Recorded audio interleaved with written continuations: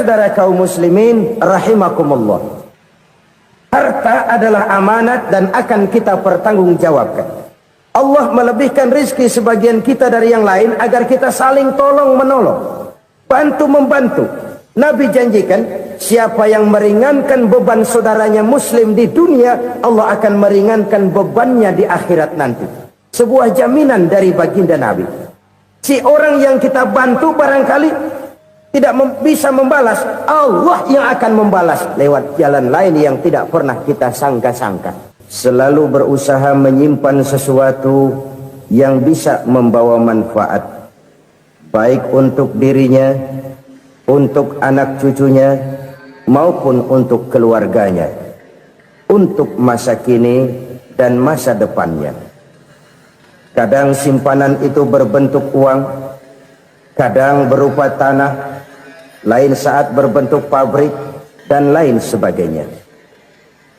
Sementara masa depan yang paling pasti adalah akhirat. Jika untuk masa depan dunia kita rela memeras keringat, membanting tulang, pergi pagi dan pulang petang, menyimpan uang, menyimpan tanah, menyimpan pabrik, pernahkah kita merenung jika satu saat kiamat datang, kita dibangkitkan dari kubur masing-masing, berdiri di padang mahsyar untuk mempertanggungjawabkan seluruh kegiatan hidup kita di dunia ini, lalu kita akan menuju ke alam akhirat. Sudahkah kita mempunyai simpanan untuk akhirat kita? Pada pertemuan kali ini saya ingin menyampaikan sebuah hadis di mana Rasulullah sallallahu alaihi wasallam bersabda, arba'un min kanzil jannah. Simpanan sorga ada 4 macam. Yang pertama, ikhfa'us sadaqah, menyembunyikan sedekah. Saudara-saudara kaum muslimin, sebagaimana yang kita maklum bahwa Allah subhanahu wa ta'ala melebihkan sebagian rezeki dari kita terhadap yang lain. Ada yang kaya, ada yang setengah kaya, ada yang miskin, ada yang setengah miskin, dan selanjutnya. Ada yang gajinya kecil tapi penghasilannya gede. Ada yang penghasilannya gede tapi nggak punya gaji. Ada juga yang memang gajinya gede dan penghasilannya gede. Kelebihan rezeki merupakan sunnatullah dan tidak harus membuat kita merasa lebih dari yang lain. Bahkan sebaliknya, kelebihan itu harus membuat kita ringan tangan untuk menolong mereka yang memang memerlukan pertolongan. Kalau saudara diberikan ilmu, maka pertanyaan akhirat cuma satu, ilmumu kau amalkan untuk apa? Kalau saudara diberikan umur yang panjang, pengadilan akhirat juga bertanya satu, umurmu kau habiskan di mana? Tapi kalau saudara diberikan harta, pengadilan akhirat akan bertanya 2, hartamu kau dapat dari mana, kau belanjakan kemana? Dari mananya ditanya dan kemananya juga ditanya. Oleh karena kita akan dimintakan pertanggungan jawab, maka amanah yang bernama harta ini harus kita gunakan dengan sebaik-baiknya. Ada penggunaan yang merupakan kewajiban, itu zakat namanya. Ada penggunaan yang sewaktu-waktu, itu infak namanya. Ada yang lebih sewaktu-waktu lagi, dan itu sedekah namanya. Zakat dia terikat oleh haul dan nisab, oleh putaran batas waktu dan ukuran dari harta itu sendiri. Sedangkan infak terikat oleh situasi dan kondisi perekonomian seseorang. Sedangkan sedekah tidak terikat dengan apapun. Dalam kondisi seperti apapun kita bisa melakukan sedekah dengan yang terkecil sekalipun. Sampai-sampai Rasulullah sallallahu alaihi wasallam mengajarkan, la tahqiranna minal ma'rufi syai'an walau an talqa akhaka biwajhin talik. Atau ada hadis, tabassumuka fi wajhi akhika laka shadaqah. Senyumanmu kepada temanmu adalah sedekah. Jadi untuk melakukan sedekah tidak harus dalam berbentuk uang. Dengan ilmu kita bisa sedekah, dengan tenaga kita bisa bersedekah, dengan pikiran kita bisa bersedekah, bahkan senyum kepada teman itu pun sedekah. Jadi kalau sedekah dengan uang memang belum punya uang, nyengir aja banyakin. Itu asal pada tempatnya, jangan lalu ketemu tiang listrik cengengesan. Tentu tidak pada tempatnya dan tidak wajar. Nah, sedekah yang paling dicintai Allah adalah sedekah yang disembunyikan. Artinya jauh dari sifat riya. Kan kadang-kadang ada orang sedekah itu disebutkan namanya. Apa tidak bagus? Kalau memang niatnya ikhlas, ya bagus-bagus saja. Untuk memberikan sugesti kepada yang lain. Di Fulan bin Fulan nyumbang sekian, diumumkan. Boleh kalau niatnya untuk memberikan rangsangan kepada yang lain supaya dia menyumbang lebih besar dari orang tadi. Tapi kalau itu mendatangkan riya, maka sedekah yang paling dicintai Allah adalah sedekah yang disembunyikan. Tangan kiri saja tidak tahu apa yang diberikan oleh tangan kanan. Sedekah yang dilakukan dengan ikhlas akan merupakan perbendaharaan surga, tersembunyi dari pandangan orang lain, tidak seorang pun tahu. Karena memang sikap yang baik adalah melupakan kebaikan dan mengingat kesalahan. Itu salah satu ciri orang bahagia. Orang yang selalu mengingat kesalahannya dan berusaha melupakan segala kebaikannya. Kalau dia akan ada kebaikan, dia tidak bisa ikut, dia merasa rugi karena dia merasa belum pernah berbuat baik. Tapi kalau akan melakukan kesalahan baru, dia ingat kesalahan yang sudah-sudah, sehingga terhalang baginya untuk melakukan satu kesalahan baru. Demikianlah saudara-saudara, bahwa Allah melebihkan rizki sebagian kita dari yang lain, agar terjadi tolong-menolong dalam kehidupan ini. Jadi kesenjangan yang nature, kesenjangan yang alami, itu sunnatullah. Ada yang kaya, ada yang miskin, ada yang kelas menengah. Nah, kenapa lalu sekarang kita berusaha mengentaskan kemiskinan?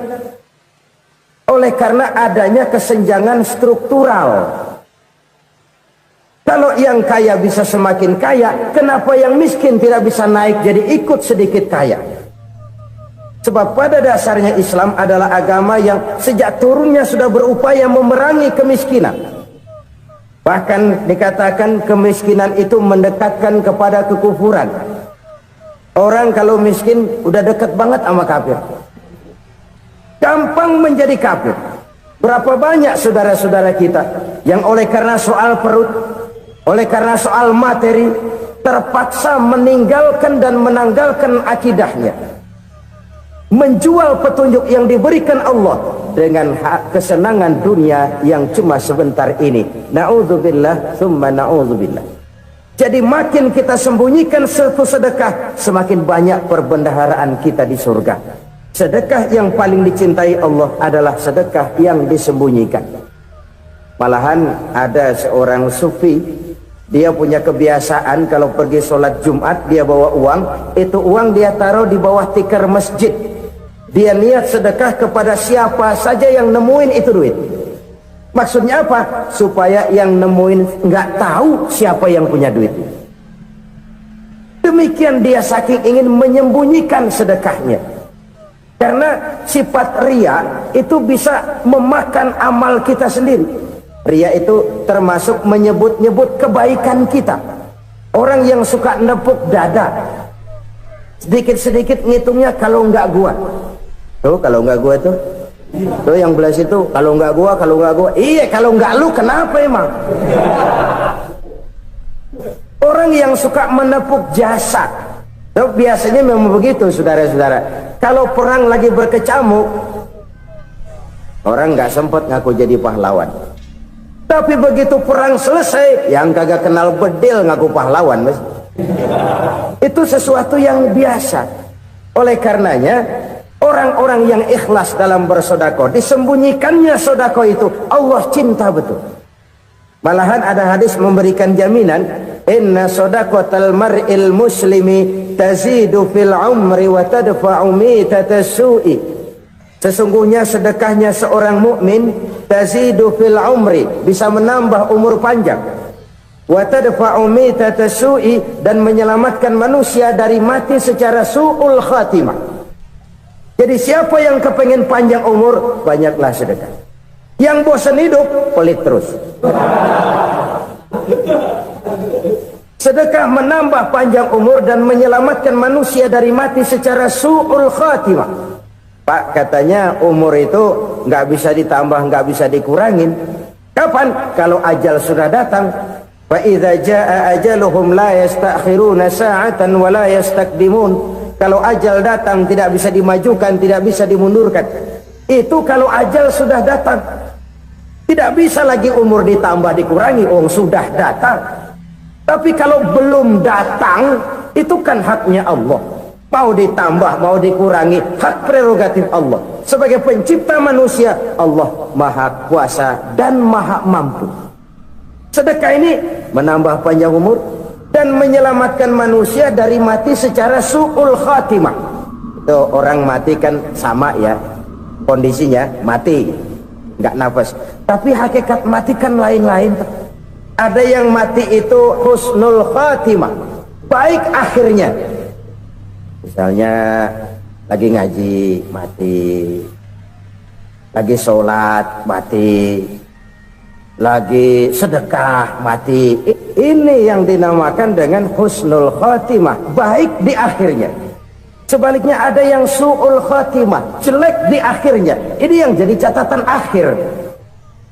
Lagi nyekek botol, mampus. Lagi banting kartu, modar. Su'ul khatimah, jelek pada akhirnya. Sedekah menyelamatkan manusia dari mati secara su'ul khatimah. Dan kita semua kepengen mendapat husnul khatimah, jauh dari su'ul khatimah. Oleh sebab itu yang bisa menyelamatkan kita dari penyakit itu antara lain adalah sedekah yang disembunyikan, yang dikerjakan dengan ikhlas karena Allah, tidak karena kepengen dipuji orang, tidak karena ingin dikatakan orang pemurah. Sebab orang dermawan itu orang yang memberi tanpa harus diminta. Kalau masih harus diminta, ya belum dermawan namanya, masih harus diminta. Kalau nggak diminta ya tulus, lolos, polos. Saudara-saudara kaum muslimin rahimakumullah, harta adalah amanat dan akan kita pertanggungjawabkan. Allah melebihkan rizki sebagian kita dari yang lain agar kita saling tolong menolong, bantu membantu. Nabi janjikan, siapa yang meringankan beban saudaranya muslim di dunia, Allah akan meringankan bebannya di akhirat nanti. Sebuah jaminan dari baginda Nabi. Si orang yang kita bantu barangkali tidak bisa membalas, Allah yang akan membalas lewat jalan lain yang tidak pernah kita sangka-sangka. Ada orang tanya, Pak, ini ada orang nyumbang masjid sambil marah-marah, bagaimana? Saya bilang sumbangannya aja ambil, marahnya jangan. Marahnya jangan diambil, itu urusan dia. Saudara-saudara kaum muslimin rahimakumullah, umat Islam ini kan umat yang punya potensi besar. Kadang kita merenung, kenapa kadang-kadang pembangunan masjid kok lambat sekali? Kalau hotel hari ini peletakan pertama, bulan depan peresmian. Supermarket hari ini peletakan batu pertama, minggu depan peresmian.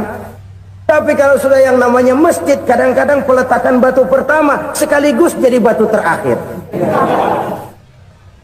3 tahun, 4 tahun, campur nebar jalak di jalanan, duit dijaring kayak ikan sepat.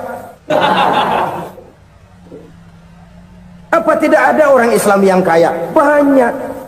Apa tidak ada pengusaha muslim yang jadi konglomerat? Ada. Lalu yang belum banyak itu yang komit terhadap nilai-nilai agamanya. Akhirnya kita jatuh jadi umat yang lemah. Belum ada pengusaha konglomerat muslim buka pabrik supermi cap beduk misalnya umpamanya, atau pabrik kecap cap sorban, supaya identitas keislamannya sedikit kelihatan. Kita jatuh jadi umat yang lemah karena potensi tidak terinventarisir dengan baik. Kita ini ibarat kompor yang cuma matengin nasi orang lain. Potensi kita dimanfaatkan oleh orang lain. Ukhuwah Islamiyah kita baru terbatas kepada silaturahmi. Ukhuwah di bidang ekonomi kita lemah, ukhuwah di bidang kebudayaan kita lemah, apalagi ukhuwah di bidang politik kita lebih rapuh lagi. Padahal ukhuwah itu adalah totalitas kehidupan manusia, menyangkut ipolek sosbud, memerlukan nilai-nilai ukhuwah.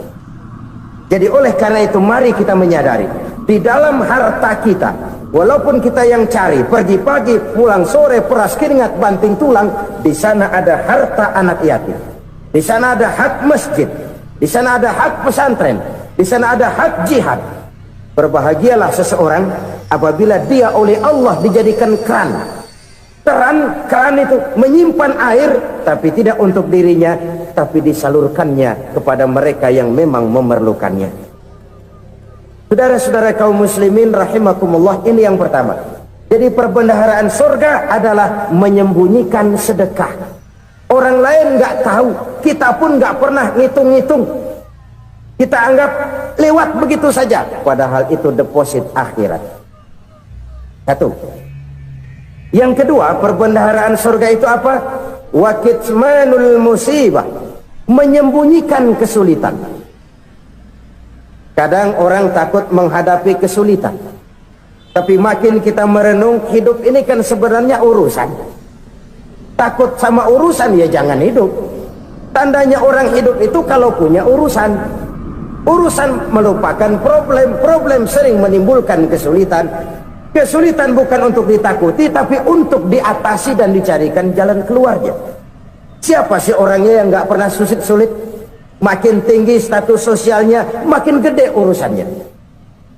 Makin tinggi kualitas imannya, makin berat tingkat kesulitannya.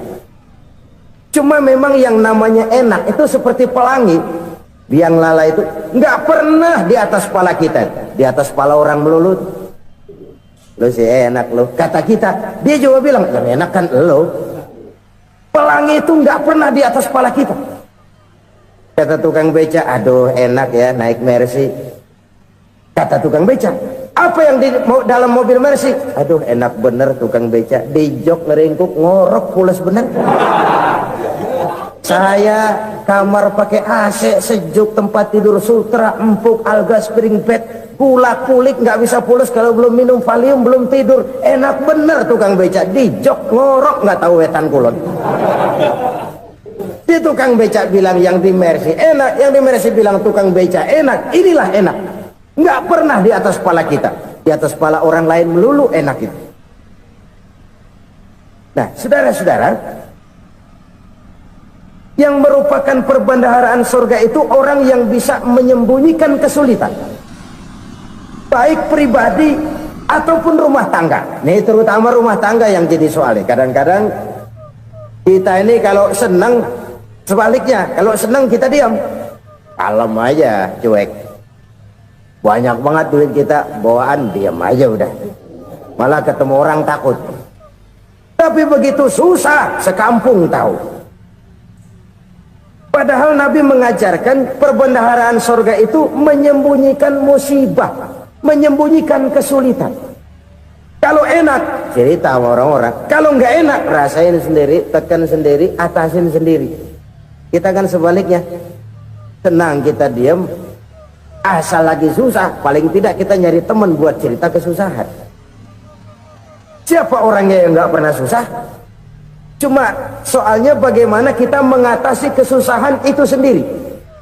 Begitu juga misalnya kalau orang sudah berumah tangga, itu orang tuanya harus menjadi tempat dia cerita yang enak-enak saja. Yang nggak enak rasain berdua, selesaikan berdua, atasin berdua. Jangan dibalik. Asal senang diam, giliran susah aja, maknya laporan. Terbalik. Bisa menjaga security informasi. Maka nama bayam keluar diem, malah seluitan. Enak amat lo makan daging ayam. Security informasi. Saudara-saudara kaum muslimin rahimakumullah, ujian yang terberat itu yang pernah diberikan kepada para nabi para rasul, para aulia, para ulama, makin tinggi keimanan, makin berat bentuk kesulitan. Ayo saya kemukakan satu contoh saja. Ada seorang nabi yang kaya, nabi kaya, namanya Nabi Ayub. Iblis kalau orang begini kan keki, ibadahnya rajin, kaya. Nih yang kayak begini susah digodain. Kalau ibadahnya rajin, miskin, kali bisa disogok. Sini imannya mantap, ibadahnya rajin, kaya, nabi lagi. Oh, tapi namanya iblis, nggak kurang akal. Laporan, Tuhan, kenapa Les? Ya ini bahasa saya, bahasa Qurannya sih nggak gitu. Itu hambamu yang namanya Ayub, dia rajin ibadah cuma karena dikasih kaya aja. Coba kasih miskin dia, berhenti dia sembahyang. Ah, kamu bisa aja. Saya tahu Ayub itu hambaku yang ikhlas. Saya buktiin Tuhan, silahkan. Dibuktiin lah, iblis turun ke alamin. Yang mula-mula dia lakukan, dia rusak sawah ladang Nabi Ayub. Dia binasakan binatang ternak Nabi Ayub. Sehingga dalam waktu singkat, jatuhlah Nabi Ayub dari orang paling kaya jadi orang paling miskin. Beliau masih ibadah di mihrab dalam masjid. Datang iblis. Saudara Ayub, ya, lagi ngapain? Ibadah. Nyembah Allah, nyembah Allah. Oh, percuma. Kenapa? Tuhan yang ente sembah nih, dia udah bikin miskin ente. Sawah ladang ente hancur lebur, binatang ternak binasa. Sekarang ente jadi orang paling miskin. Ngapain nyembah Tuhan kayak begitu? Tekor. Udah berhenti dah ibadah, berhenti ibadah. Ini iblis sama Tuhan lapornya lain, yang dikerjakan kepada Nabi Ayub juga lain. Benar begitu iblis, kata Nabi Ayub. Iya, sawah ladang saya habis, buras. Binatang ternak saya binasa, binasa. Saya miskin, bangpak. Apa jawab Nabi Ayub? Bukan innalillahi, ya ini hebat. Alhamdulillahillazi a'tani wa akhza minni. Segala puji bagi Allah yang telah memberikan harta kepada saya dan sekarang mengambilnya lagi. Alhamdulillah. Allah yang ngasih, Allah yang ambil. Itu mah urusan Allah. Iblis cuman ibadah jalan terus, sujud lagi Nabi Ayub. Iblis seleher gondok banget. Dasar Nabi nggak mempan dia apa-apain. Miskin malah alhamdulillah. Allah yang ngasih, Allah yang ambil. Jadi kalau kita tidak komit, kita tidak terikat kepada kaya, miskin, senang, susah, apa yang bisa bikin kita susah? Jadikan kekayaan, kemiskinan, jadikan senang, susah sebagai anak buah yang bisa kita atur. Jangan kekayaan ngatur kita, jangan kemiskinan ngatur kita. Kita yang harus mengatur mereka. Senang, susah, kaya, miskin, bahagia, sengsara, jadikan itu anak buah yang bisa kita atur. Kalau sekarang kita kaya, lain saat boleh jadi kita miskin, semiskin-miskinnya. Allah yang ngasih, Allah yang ambil. Tenaga mana yang bisa menghalangi? Ibadah jalan terus. Iblis makin gondok. Dasar Nabi loh. Akhirnya apa? Nabi Ayub dikerjain, diberikan penyakit. Demikian fatal penyakitnya. Bayangin, udah miskin sakit. Masya Allah. Miskin sakit. Sakitnya nggak lama, kira-kira 16 tahun. Istrinya 3, 2 mental minta ceraiin. Ngerawatin laki bengek begini. Senang belum tentu, susah udah pasti nih. Cerai aja, cerai dah. Cerai. Tinggal satu Siti Rahmah yang setia menemani beliau. Sesetia-setianya hati perempuan. Satu saat Siti Rahmah bilang, "Bang, iya, abang kan Nabi bang. Lalu, namanya Nabi kan doanya jarang meleset bang. Maksud kamu minta kenapa sih sama Tuhan biar abang sembuh baik dah bang?" Siti Rahmah, iya. Saya sakit berapa tahun sih dah? 16 tahun bang. Sebelum ini saya sehat berapa tahun? Ya kira-kira 60 tahun bang. Nah coba ente banding-bandingin Rahmah. Saya dikasih sehat 60 tahun. dikasih sakit 16 tahun, sudah nggak sabar mau doa kepada Allah minta sembuh. Saya malu kepada Allah. Diuji dengan yang luar biasa seperti ini, tidak mengganggu stabilitas kehambaannya. Dia tetap menghamba kepada Allah Subhanahu wa ta'ala. Saudara-saudara kaum muslimin rahimakumullah, kunci menghadapi kesulitan itu apa? Allah jelaskan dalam satu ayat, wa basyiris sabirin alladzina iza asabathum musibah qalu inna lillahi wa inna ilaihi raji'un. Gembirakan orang-orang yang sabar. Siapa mereka itu? Yang apabila mendapat musibah mereka kembali kepada keyakinan dasar, segalanya dari Allah dan segalanya akan kembali kepada Allah. Ini konsepsi dasar dari sikap muslim dalam menghadapi berbagai kesulitan. Segalanya dari Allah, segalanya akan kembali kepada Allah. Kalau ini sudah kondisi dasarnya, maka kita akan lapang menghadapi kenyataan bagaimanapun pahitnya. Apakah itu namanya miskin, apakah itu namanya sakit, bahkan maut sekalipun, segalanya dari Allah, segalanya akan kembali kepada Allah. Ini sikap hidup, bukan sekedar ucapan. Kita kadang-kadang menjadikannya sebagai ucapan, mulutnya sih nggak berhenti, innalillahi wa inna ilaihi raji'un, tapi nangisnya terus gerung-gerungan. Bukan itu, ini kesadaran moral. Kalau segalanya dari Allah, segalanya kembali kepada Allah, kan sebenarnya cuma nunggu giliran. Hari ini saya nyembayangin dia, entah hari apa saya disembayangin orang. Hari ini saya antar dia ke kubur, entah hari apa orang nganterin saya ke kubur.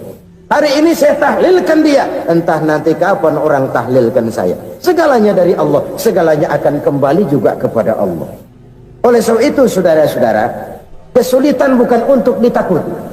Kesulitan justru untuk diatasi, dicarikan jalan keluarnya. Dan tidak ada orang yang tidak pernah mendapat kesulitan. Tidak ada. Semakin tinggi status sosial, semakin tinggi kualitas keimanan, semakin besar juga tingkat kesulitan. Hanya saja bagaimana cara kita mengatasinya. Dan Al-Quran menyatakan, inna ma'al usri yusra. Di balik kesulitan itu pasti ada kemudahan. Roda itu berputar.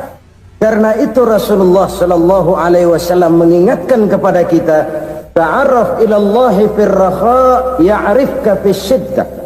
Ingatlah kepada Allah di waktu kamu senang, supaya Allah ingat kepada kamu di waktu kamu susah. Kalau waktu senang kita ingat kepada Allah, kita susah, Allah tidak akan meninggalkan kita. Tapi kalau waktu senang kita jauh dari Allah, sujud tidak sempat, dengan masjid jauh, ketika senang kita lupakan Allah, nanti begitu kita susah, Allah lupakan kita, dan itu menyakitkan. Oleh karena itu orang-orang tua kita dulu bilang, kalau lagi sehat ingat-ingat lu bakal sakit nanti. Kalau lagi kaya ingat-ingat satu saat kita bakal jatuh miskin. Bahkan kalau lagi muda ingat-ingat kita bakal tua. Dan yang terpenting, kalau lagi hidup ingat-ingat kita bakal mati. Saudara-saudara kaum muslimin rahimakumullah. Jadi yang kedua yang merupakan perbendaharaan surga, menyembunyikan musibah. Saudara-saudara kaum muslimin rahimakumullah. Hal ketiga yang merupakan perbendaharaan surga adalah wasilatur rahmi. Orang yang suka bersilaturahmi. Sebagaimana yang kita maklum bahwa manusia adalah makhluk yang disebut zon politik, makhluk sosial yang tidak mungkin hidup sendiri-sendiri. Betapa dan siapapun kita memerlukan orang lain. Bodoh betul manusia kalau tinggal di tengah masyarakat tapi tidak mau bermasyarakat, merasa hebat sendiri, pinter sendiri, gagah sendiri, kaya sendiri. Mungkin kalau mati juga ngubur sendiri. Jangankan kita di sini, di sorga saja Nabi Adam waktu sendirian bengong melulu, mondar mandir. Allah tegur dam sepi dam. Ya ini kalau bahasa saya. Iya Tuhan sepi ini, nggak ada coret-corekan pisan ini. Diciptakan Siti Hawa baru anteng Nabi Adam. Itu di surga. Cobalah. Umpamanya saudara tinggal di Jakarta nih. Kayak bener. Apaan aja di Jakarta punya saudara dah. Jembatan Semanggi ambil. Monas, Buntel bawa pulang. Hotel-hotel ambil semua. Cuman tinggal di Jakarta sendirian. Apa enaknya? Betapa dan siapapun kita perlu orang lain. Tidak ada seorang pun yang bisa memenuhi kebutuhan hidupnya secara sendiri-sendiri. Nah, Islam telah menyelamatkan manusia dari ras diskriminasi, mengikat manusia dengan persaudaraan yang berlandaskan kepada akidah. Karena itu dianjurkan bersilaturahmi. Bahkan Nabi menyatakan, "Man arada ayyubsata lahu fi rizqihi wa yunsa'a fi atharihi falyasil rahimah." Siapa yang kepengen diluaskan rezekinya dan dipanjangkan usianya, banyaklah ia bersilaturahmi. Siapa yang kepengen dimudahkan rezekinya, hendaknya ia banyak bersilaturahmi. Kalau banyak teman, kesulitan kan paling tidak ada tempat cerita. Udah susah, sendirian kita pikirin diri, nggak ada tempat tukar pikiran. Cepet banget sama bengek. Dilawan sendiri. Nah, secara makro kita bisa berkata, tidak mungkin ada kemenangan kalau tidak ada kekuatan. Tidak ada kekuatan kalau tidak ada kesatuan dan persatuan. Tidak mungkin ada kesatuan dan persatuan tanpa semangat silaturahmi. Kalau umat Islam mau menang, dia harus kuat. Kalau umat Islam mau kuat, dia harus bersatu. Kalau umat Islam mau bersatu, dia harus membudayakan silaturahmi ini. Bahkan sampai-sampai kata Nabi, kalau bisa cari nilai tambah. Apa? Silman qata'ak. Bersilaturahmilah kau kepada orang yang marah denganmu. Masya Allah, indahnya ajaran agama kita. Orang yang marah pun kepada kita, kata Nabi, kalau bisa bersilaturahmilah kepadanya, kepada orang yang marah itu. Di situ nilai tambah. Cuman jujur nih hadis, ngucapinnya gampang, ngamalinnya yang berat banget. Orang marah sama kita disuruh silaturahmi, ada apa sama lu? Lu marah, ada gua marahan lagi. Tunggu pikirin. Saudara-saudara kaum muslimin rahimakumullah. Tapi ini yang diajarkan, bahkan ini yang dicontohkan oleh baginda Rasul. Bagaimana begitu mudah, misalnya satu saat Abu Jahal ini ngatur strategi bagaimana bikin Muhammad celaka. Dia gali lubang di depan tempat tidurnya. Dia tutupin daun korma. Terus dia panggil seseorang, ke sini. Kasih tahu Muhammad, pamannya sakit keras, minta ditengokin. Berangkat orang ini ke sana. Muhammad, labbaik. Pamanmu sakit keras, dia minta ditengokin. Baik, saya akan datang menjenguk beliau. Berangkatlah Nabi ke rumah Abu Jahal tanpa prasangka apapun. Abu Jahal udah pasang setil, selimut 3 rangkap setengah dia pakai, persis kayak orang meriang. Tapi sembari ngintip dari balik selimut, begitu Muhammad buka pintu, nah masuk perangkap nih. Muhammad jalan menuju tempat pembaringan. Makin lama makin dekat, makin lama makin dekat, makin dekat ke lubang yang dipasang oleh Abu Jahal itu. Dalam hati Abu Jahal, terus dah jatuh, mampus dah lo ini. Mampus lo hari ini nih. Apa yang terjadi? Malaikat Jibril datang. Muhammad, pamanmu cuma pura-pura sakit. Di depan tempat tidurnya ada lubang perangkap supaya kamu jatuh ke situ. Sudah, kamu pulang. Balik kanan Nabi. Sudah hampir jatuh ke lubang, balik kanan, pulang. Bayangin kecewanya Abu Jahal. Muhammad dikit lagi. Enggak paman, saya pulang aja. Emosi bangun dari tempat tidur, enggak sadar kalau lagi pura-pura sakit. Lompat ngejar Nabi, dia lupa dengan lubang yang dia gali. Pusrak, nyemplung sendiri ke dalam lubang.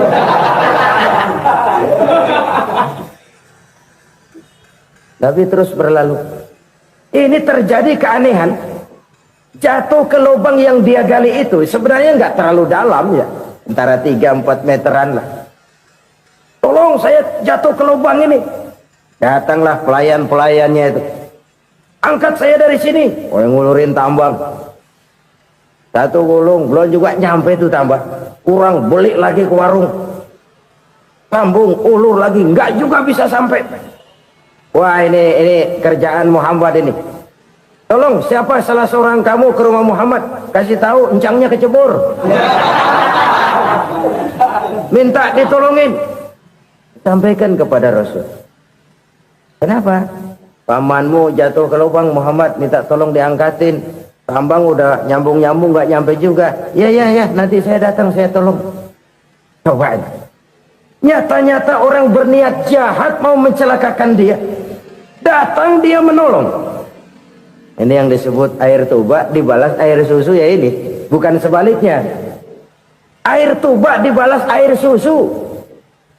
Paman, kecebur ya? Iya Muhammad, tolong ini. Pegang tangan saya. Nabi ulurkan tangannya, nyampe, dipegang oleh Abu Jahal, diangkat ke atas, sampai atas. Apa kata Abu Jahal? Sihirmu memang hebat Muhammad. Udah ditolongin dikata sihir, yang enak kita kemplang kan itu orang begitu. Urusan apa? Tapi inilah akhlak. Kalau bisa kamu bersilaturahmilah dengan orang yang marah kepadamu sekalipun. Orang marah kita tetap baik. Kalau kita berbuat baik sama orang yang memang baik, rasanya sih biasa-biasa aja. Orang baik kita baik lagi, ya draw aja, belum ada nilai tambah di situ. Baru ada nilai tambah kalau kita bisa berbuat baik kepada orang yang nyakitin kita. Itu namanya kita setingkat di atas dia. Dia sakitin kita, kita berbuat baik sama dia. Dia pelit sama kita, kita baik sama dia. Dia marahin kita, kita deketin dia. Di situ kita punya nilai tambah. Jadi siapa yang ingin diluaskan rezekinya kata Nabi dan dipanjangkan umurnya, hendaklah ia banyak-banyak bersilaturahmi.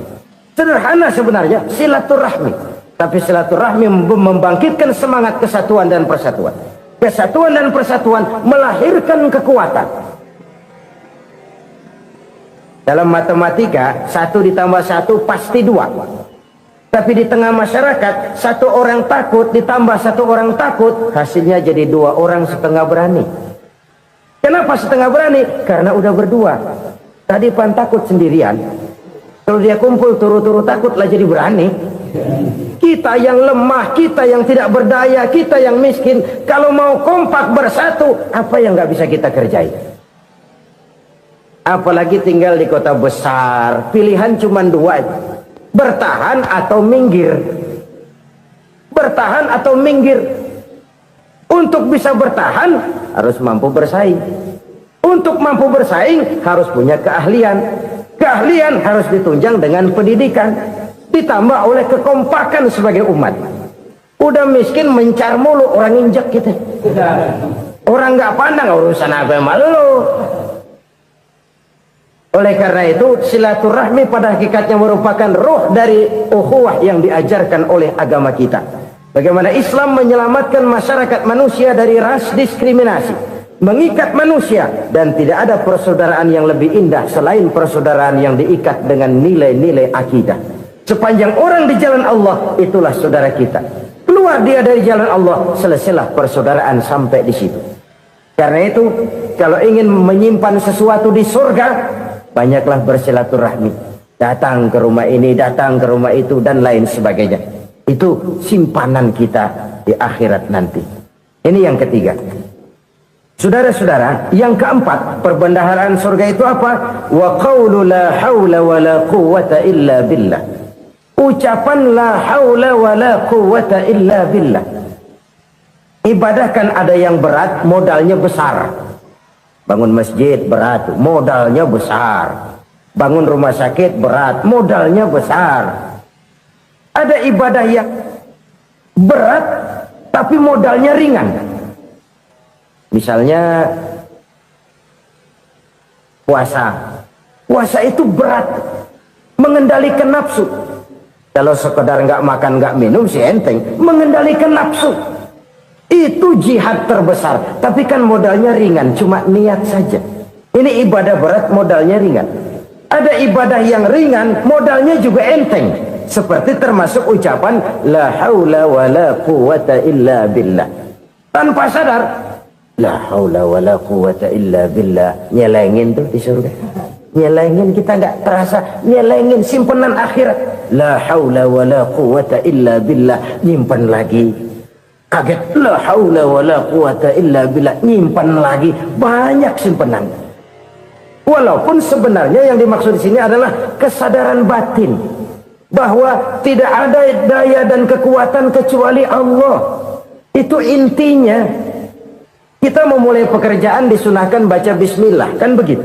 Apa itu? Kesadaran moral bahwa ini saya bisa kerjakan. Saya kerjakan ini dengan menyebut nama Allah. Kenapa? Kalau Allah tidak memberikan daya dan kekuatan, mana mampu saya kerjakan ini. Maka saya kerjakan ini dengan menyebut nama Allah. Bismillah. Kesadaran moral. Manusia hanya wajib berusaha, tapi nggak pernah wajib berhasil. Banyak hal-hal yang kalau kita renungkan secara rasio nggak mungkin, tapi jadi kenyataan. La haula wala quwata illa billah. Tidak ada daya dan kekuatan kecuali bagi Allah semata-mata. Kesadaran moral akan kelemahan dan keterbatasan makhluk bernama manusia. Kadang kita kagum dengan otak, tapi kita sering lupa sama yang bikin otak. Padahal bagaimanapun hebatnya otak, yang bikin otak pasti lebih hebat dari otak. Nggak percaya, silahkan otak-otakan. Inilah kecenderungan. Kita kagum dengan pesawat-pesawat mutakhir, bukan main besi gede banget terbang itu. Alangkah hebatnya. Lalu apa yang bikin otak tidak lebih hebat dari itu semua? Kita puji laut, apa yang bikin laut tidak lebih hebat dari laut itu? La haula wala quwata illa billah. Tidak ada daya dan kekuatan kecuali Allah. Apa yang bisa kita lakukan kalau tidak karena daya dan kemampuan yang diberikan oleh Allah kepada kita? Lahirlah sikap tawadu, rendah hati, tidak melonjak menjadi angkuh dan sombong, sadar akan kelemahan dan keterbatasan diri sebagai makhluk yang diciptakan oleh Allah Subhanahu wa taala. Jadi satu sisi ini ucapan yang berpahala, la haula, jadi wiridan. Pada sisi lain ini kesadaran moral, sikap mental, kesadaran batin bahwa yang punya daya dan kekuatan itu cuma Allah. Kita nggak pantas untuk sombong, sebab sombong itu pakaiannya Allah. Kita nggak sedang pakai pakaian Allah, kegedean. Dan makin kita renungi, makin terbentur. Apa sih yang bisa kita sombongin? Kita mau sombong apa? Kaya, pintar, itu kan semua relatif. Di atas langit masih ada langit lagi. Jadi oleh karenanya, marilah kita menyadari. Manusia hanya wajib berusaha, tapi tidak pernah wajib berhasil. Yang berusaha saja tidak wajib berhasil, apalagi yang tidak berusaha. Islam bukan agama orang pemalas yang selesai sholat lalu ngelohom, nggelenggem ayem-ayem. Tapi Islam bukan agama orang sombong yang setelah berusaha lalu tidak memerlukan Allah. Kita bisa saja bikin proyeksi, tahun sekian kita bakal panen besar menurut perhitungan otak. Tapi ada kejadian lain. Apa? Tikus ngambek. Habis itu dimakanin tikus, panen gagal. Proyeksi rasional gagal oleh tikus-tikus yang ngambek itu. Bisa saja terjadi. Tahun depan kita panen besar, urung. Kenapa? Musim panas panjang. Dan sekarang ini koran-koran bikin berita musim mengalami penyelewengan. Bukan cuma manusia yang nyeleweng sekarang. Musim pakai nyeleweng. Mestinya kan musim hujan udah selesai, masih hujan-hujan juga. Musim. Nah sekarang kita boleh bikin proyeksi, kita bakal panen besar. Tahu-tahu musim panas panjang, sawah retak, air kering. Cari teknokrat yang paling botak, suruh pendekin tuh musim panas.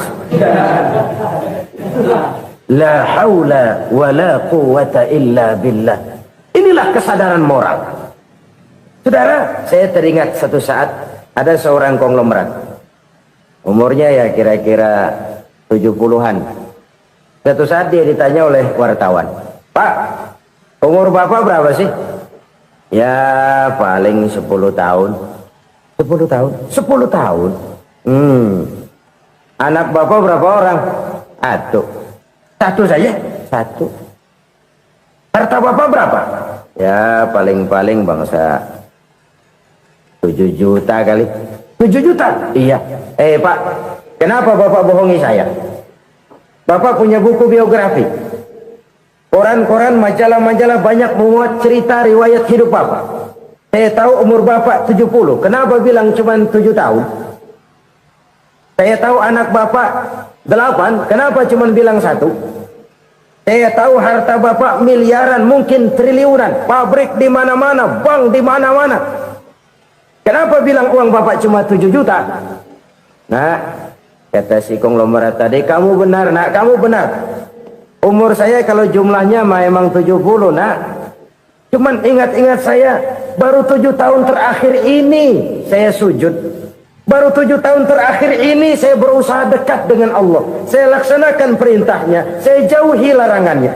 7 tahun inilah rasanya yang ada nilainya di hadapan Allah. Yang 63 tahun matong, kelabu, kelem umur gue. Habis untuk maksiat, untuk munkarat. Maka ketika ditanya tadi, umur saya 7 tahun itu. Oh begitu Pak. Oh iya. Lalu anak Pak, anak bapak kan 8. Kenapa bilang cuma 1? Nah, kalau jumlah hitungannya memang anak saya 8. Tapi dari 8 orang ini rasanya cuma 1 nih yang bakal jadi buah hati, belahan jantung, pelanjut cerita, penerus sejarah, bakal jadi anak soleh yang akan mendoakan saya. Cuman 1 rasanya anak saya ini yang bakal jadi buah hati saya, besar-besaran saya, yang akan mendoakan di kubur saya, yang akan mendoakan di akhirat saya. Yang 7 orang mana? Masya Allah, yang atu tenggeng, yang atu nyekek botol ngolo, yang atu nggak karu-karuan. Makanya saya bilang 1 anak saya yang akan bisa mendoakan saya. Oh begitu Pak. Iya. Nah harta Pak, harta bapak kan triliunan, pabrik bapak di mana-mana, uang bapak hampir di tiap bank-bank besar. Kenapa bilang cuma 7 juta? Betul kau nak. Harta saya kalau jumlahnya memang miliaran, triliunan mungkin. Tapi yang saya ingat baru 7 juta tuh yang saya belanjakan di jalan Allah. Saya nyumbang masjid, saya santuni yatim piatu, saya bantu pembangunan pesantren, saya bantu pembangunan rumah sakit Islam. Itu yang akan saya bawa pulang ke akhirat, yang 7 juta itu. Yang triliunan itu nanti akan diperebutkan oleh anak-anak saya sebagai waris saya. Jadi harta saya 7 juta itu yang bakal nemenin saya di akhirat, yang akan saya bawa pulang jadi teman saya. Saudara-saudara kaum muslimin, jangan-jangan orang tua itu adalah kita-kita ini. Jangan-jangan kita-kita ini adalah orang tua itu. Jangan-jangan itu potret dari diri kita masing-masing. Dari sekian umur yang diberikan Allah, berapa tahun yang ada nilainya di hadapan Allah? Dari sekian anak-anak yang merupakan amanah, berapa yang akan mendoakan kita sebagai orang tuanya menjadi anak soleh? Dari sekian banyak harta yang diberikan Allah, berapa yang akan kita bawa pulang menghadapnya nanti, yang kita belanjakan di jalan Allah? Ini sebuah potret kehidupan. Karena itu kita kembali kepada la haula wa la quwwata illa billah.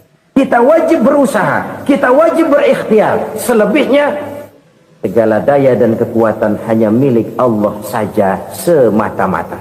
Satu kesadaran batin dari setiap pribadi muslim. Setelah ia berusaha dan berikhtiar, ia menyerahkannya kepada Allah Subhanahu wa ta'ala. Jadi satu sisi ini merupakan wiridan ucapan yang mengandung pahala, pada sisi lain ini merupakan sikap batin dari seorang muslim di dalam ia menghadapi realitas kehidupan ini. Saudara-saudara kaum muslimin rahimakumullah, kalau ini kita jadikan satu basis kehidupan, maka ini akan menyelamatkan manusia dari kemungkinan tergelincir menjadi orang yang lupa diri dan lupa darat. Sebab itu Imamul Ghazali berpesan, jadidis safinah fa innal bahra amiq, wa khuziz zad fa inna safara ba'id, wa khaffifil hamla fa innal hamla sadid. Perbarui selalu kapalmu karena lautan sangat dalam. Bawa bekal yang banyak karena perjalanan ini sangat jauh. Ringankan beban, karena kebanyakan beban akan menyakitkan. Alangkah indah kalimat ini, alangkah dalam makna yang terkandung di sana. Perbarui selalu kapalmu karena lautan sangat dalam. Apa artinya ini? Jaga mentalmu baik-baik. Pelihara imanmu baik-baik, karena hidup penuh cobaan seperti lautan. Kita kalau berlayar di lautan kan kadang-kadang tenang, angin bertiup sepoi-sepoi basah. Jika malam datang, bintang gemintang bertabur menghias cakrawala. Rembulan memantulkan sinarnya dengan indah. Dalam keadaan begitu berlayar enak. Tapi lain saat ombak menggunung, halilintar menyambar, angin topan bertiup. Berapa banyak sudah saudara-saudara kita yang tenggelam di lautan dunia tanpa sadar bahwa dia belum sampai kepada pantai yang akan dituju. Berapa banyak saudara-saudara kita yang tenggelam di lautan dunia ini tanpa sempat bangkit lagi. Dia menyangka sudah sampai kepada tujuannya. Hati-hati kapal jangan sampai bocor karena lautan sangat dalam. Iman ini jaga baik-baik karena hidup penuh dengan ujian. Wa khuzizat fa inna safara ba'id. Bawa bekal yang banyak karena perjalanan sangat jauh. Saudara mau ke Bandung, bawa duit. Saudara mau ke Surabaya, banyakan lagi duitnya. Saudara mau ke Mekah, gepokan, iketan tuh duit, nggak lembaran lagi. Makin jauh perjalanan, makin banyak bekal yang harus kita bawa. Kalau saudara dari Jakarta mau ke Surabaya, kagak bawa duit berangkat juga, itu sih bukan berani namanya, nekat. Sampai Surabaya belum tentu, sengsara di jalan udah pasti. Kenapa? Nggak bawa bekal berangkat.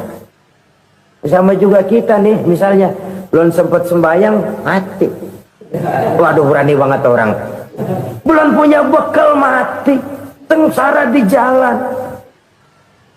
Atau bekal tidak cukup. Dari Jakarta saudara mau ke Surabaya, bawa duit 500 perak. Paling jauh Cikampek nyampenya itu. Paling jauh itu. Antara jauhnya perjalanan dengan bekal yang saudara bawa tidak seimbang.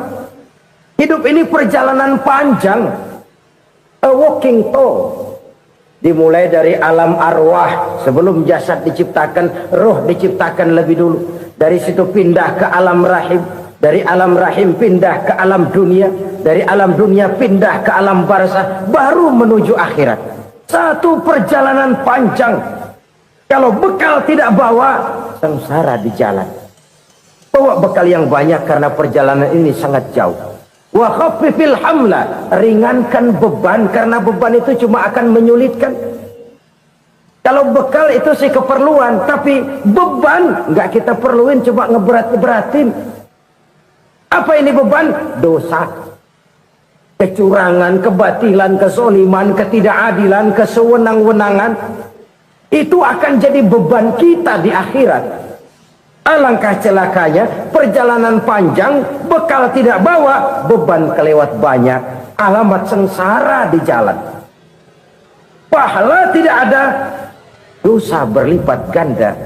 Na'udzubillah, summa na'udzubillah. Kalau kita rangkum nasihat Al-Ghazali dengan kisah si konglomerat tadi, kita akan mengambil kesimpulan. Pertama, bekal terbaik dalam menghadapi gejolak kehidupan ini tidak lain adalah iman. Yang kedua, pahala dan dosa. Dua hal kontroversial. Pahala adalah bekal, dosa adalah beban. Tapi kita sekarang kan tidak begitu terangsang kepada yang abstrak. Orang berlomba mencari yang konkret-konkret saja. Yang real. Kalau memang dosa, benjol dong. Kira-kira begitu. Kira-kira begitu. Persis orang Yahudi dulu. Orang Yahudi itu kan pernah minta kepada Nabi Musa. Ya Musa, lan nu'mina laka hatta narallaha jahrah. Musa, kami nggak bakal mau beriman kepada Allah kalau belum kami lihat Allah ada nongkrong di depan kami. Kalau memang Tuhan ada, taruh dong di depan kami. Mau yang konkret-konkret saja. Kalau memang dosa, benjol dong. Kalau memang pahala, berasa dong. Orang terangsang kepada yang real, yang konkret-konkret saja. Karena itu untuk mengejar dosa orang mau bayar, tapi untuk mengejar pahala walaupun tidak bayar orang segan. Ini yang dikatakan oleh Nabi, kamu mengharapkan ke surga tapi kamu berat melaksanakan sesuatu yang bisa membawa kamu ke surga. Kamu ingin jauh dari neraka, tapi tiap saat kamu lakukan perbuatan-perbuatan yang justru menjerumuskan kamu ke neraka.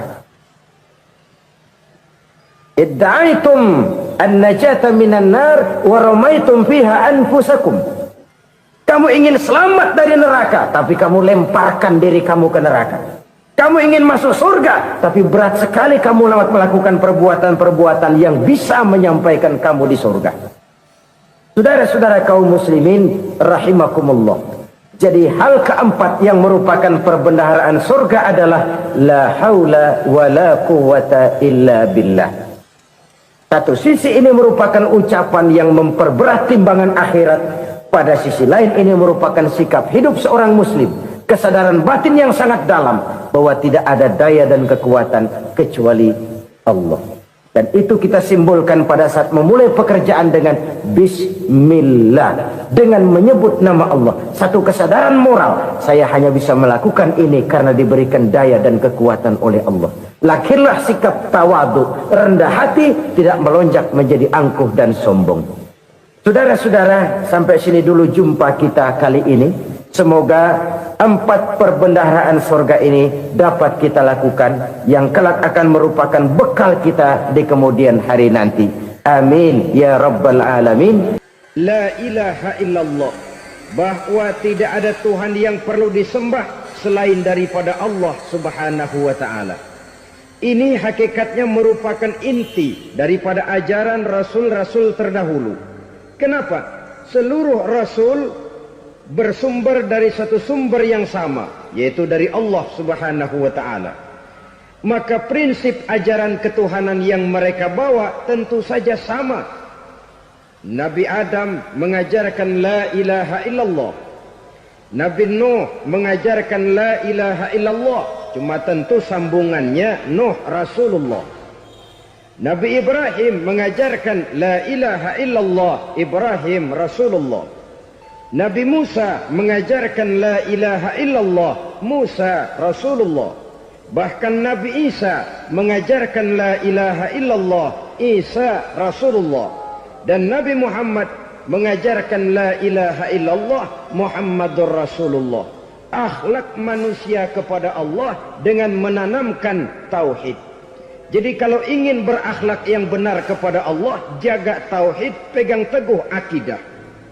Saudara-saudara kaum muslimin rahimakumullah, lawan daripada tauhid adalah kufur. Kufur bisa dua, bisa kufur iman, bisa kufur nikmat. Kufur itu sifatnya, kafir itu orangnya.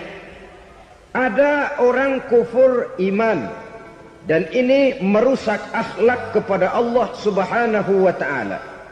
Kufur iman itu kadang-kadang bentuknya syirik, orangnya disebut musyrik. Kufur iman itu kadang-kadang bentuknya nifaq, orangnya disebut munafik. Kufur iman itu kadang-kadang bentuknya riddah, orangnya disebut murtad. Ini merupakan jenis daripada kufur-kufur iman dan tergelincirnya manusia daripada akhlak kepada Allah subhanahu wa ta'ala. Benar, di zaman sekarang kita tidak menyembah berhala. Memang di zaman sekarang kita tidak menyembah patung. Iya, kita tidak berkeyakinan Tuhan lebih dari satu. Tapi kadang-kadang akhlak kita kepada Allah sering lentur dan luntur, sering bergoyang dan tergoncang, sering kena erosi dan polusi. Bahwa kita tidak menyembah Latta, Uzza, Manat dan Hubal seperti masyarakat jahiliyah dahulu, memang. Tapi Latta zaman sekarang, Uzza zaman sekarang, Manat dan Hubal di zaman sekarang, berhala-berhala di abad kita sekarang ini, kadang-kadang bernama harta, kadang-kadang bernama wanita, kadang-kadang bernama tahta, mungkin juga bernama Toyota. Sesuatu yang lebih kita agungkan daripada Allah, menjelmalah dia menjadi berhala-berhala di zaman kita sekarang ini. Manakala kita di kantor sudah lebih takut kepada kepala bagian kita daripada kepada Allah, maka Tuhan kita barangkali adalah kepala bagian kita. Manakala kita sudah lebih takut kepada manusia daripada kepada Allah, bergeserlah akhlak kita kepada Allah, mengagungkan manusia dan menomorduakan Allah. Maka di zaman sekarang akhlak kita kepada Allah sering kena erosi, sering kena polusi. Mungkin karena sulitnya lapangan kerja, tingginya tensi ekonomi, persaingan hidup yang makin tajam, sulitnya mencari lapangan kerja, orang kadang-kadang nekat, sedikit pertimbangan, picik pandangan, mudah melakukan potong kompas, sehingga terjadilah perbuatan-perbuatan yang memelencengkan akhlak kita kepada Allah Subhanahu wa ta'ala. Kadang-kadang terjebak mempercayai selain daripada Allah. Kadang-kadang terjebak di dalam mengagungkan yang selain daripada Allah lebih dari yang seharusnya. Terkenalah akhlak kita kepada Allah jaringan-jaringan erosi dan polusi. Kufur sebagai lawanan daripada tauhid merupakan sifat daripada orang yang tidak berakhlak kepada Allah. Bentuknya pertama bisa syirik. Syirik itu artinya meyakini ada Tuhan lain selain daripada Allah. Itu yang namanya syirik. Jadi percaya Tuhan ada, cuman Tuhannya kelebihan. Itu yang disebut syirik, dan itu merupakan cerminan dari akhlak yang rusak kepada Allah Subhanahu wa ta'ala. Berkeyakinan Tuhan lebih dari satu, berkeyakinan bahwa Tuhan itu beranak atau diperanakkan, atau mengagungkan sesuatu sama dengan Allah, atau menjadikan yang selain Allah sebagai tujuan akhir daripada perjalanan kehidupan ini, maka itu sudah terjebak kita dalam musyrik. Dan syirik satu dosa yang tidak berampun. Bahasa kasarnya, yang namanya syirik itu jenis bapak moyangnya dosa. Saudara-saudara, sebab itu saya pesan, kalau memang terpaksa, biasanya yang tinggal di kota-kota besar itu kalau tidak kepengen dosa kan susah. Kalau terpaksa harus bikin dosa, cari yang kecil-kecil saja, yang kira-kira taubatnya gampang. Umpamanya pulang sholat Jumat nukar sendal, umpama yaitu jelas dosa. Tapi dosa yang taubatnya agak mudah. Jangan sampai terjebak ke dalam syirik, menyekutukan Allah. Kalau sudah menyekutukan Allah, Allah dimadu, murka benar Allah kepada kita. Innallaha la yaghfiru ayyushraka bih wa yaghfiru ma duna dzalika liman yasha. Allah tidak akan memberi ampun kepada orang yang menyekutukannya dengan sesuatu, tapi Allah mau mengampunkan dosa yang selain itu bagi orang yang dikehendakinya. Jadi orang-orang yang sudah terjebak syirik, menyekutukan Allah, meyakini ada Tuhan lain selain daripada Allah, meyakini Tuhan beranak atau diperanakkan, bagaimanapun baiknya mereka di dunia, bagaimanapun sosial jiwanya, bagaimanapun pemurah tangannya memberikan santunan dan pertolongan kepada orang lain, kalau sudah syirik, seluruh nilai kebaikannya akan tidak ada gunanya lagi. Karena tidak ada tempat nilai kebaikan itu bergantung. Sedangkan kita berbuat baik agar diterima oleh Allah. Kalau Allahnya marah kepada kita, siapa yang akan menerima nilai kebaikan itu sendiri? Ini bentuk yang pertama. Yang nyata-nyata menyembah berhala, syirik. Yang nyata-nyata beriktikad Tuhan lebih dari satu, syirik. Atau yang tersamar. Yang tersamar itu yang sering jadi penyakit kita. Saya sejak ada perkutut ini di rumah, perkutut.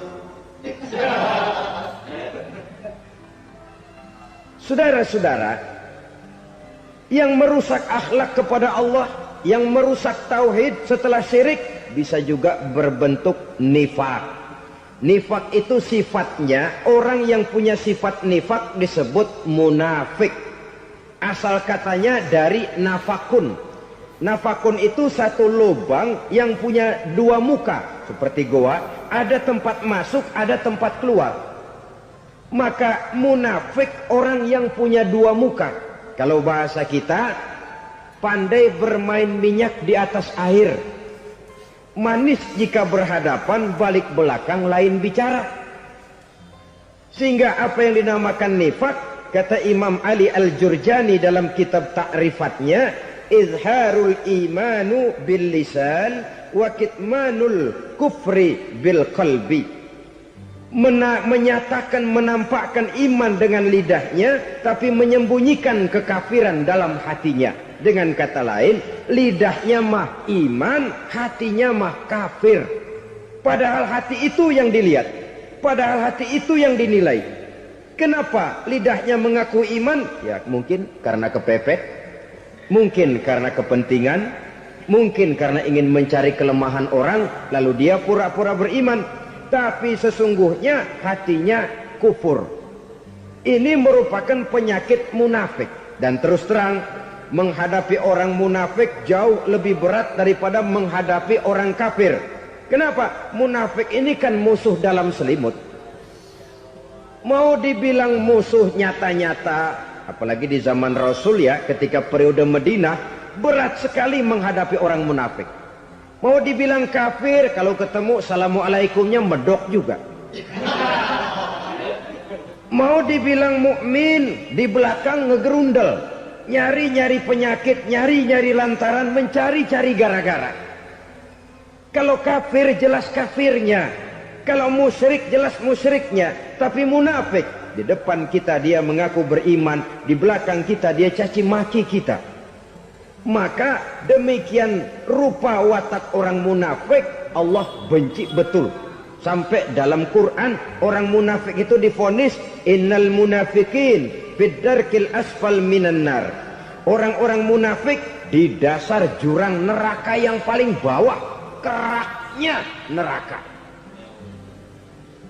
Saudara-saudara kaum muslimin rahimakumullah, sebab munafik sangat berbahaya, membahayakan umat, membahayakan agama. Di depan kita mereka ngaku pura-pura beriman, kalau pidato luar biasa, memuji agama setinggi langit, menampakkan seolah-olah dia orang yang dekat dengan agama. Saudara-saudara, agama penting, agama mutlak. Tapi yang ngomong begitu agamanya apa? Remeng-remeng. Cuma sekedar lipstick, cuma sekedar dekorasi, cuma sekedar kamuflase, buat ngibuli orang lain.